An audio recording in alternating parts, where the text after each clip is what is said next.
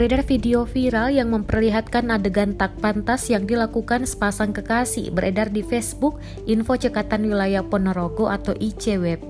Video viral berdurasi 9 detik tersebut diunggah oleh akun @Angelina Firdaus. Dalam video viral itu terlihat sepasang kekasih melakukan hal tak pantas di warung bagian bawah yang diduga berlokasi di tepi Telaga Ngebel. Pengunggah juga menuliskan sebuah caption dalam bahasa Jawa. Netizen telah membagikan lebih dari puluhan kali video tersebut dan ada lebih dari 600 komentar. Kepala Satpol PP Ponorogo, Suko Kartono, belum mengetahui video viral tersebut. Menurutnya, dia akan mengecek terlebih dahulu video viral tersebut. Hal itu disampaikan Suko kepada suryamalang.com pada Minggu 7 November 2021.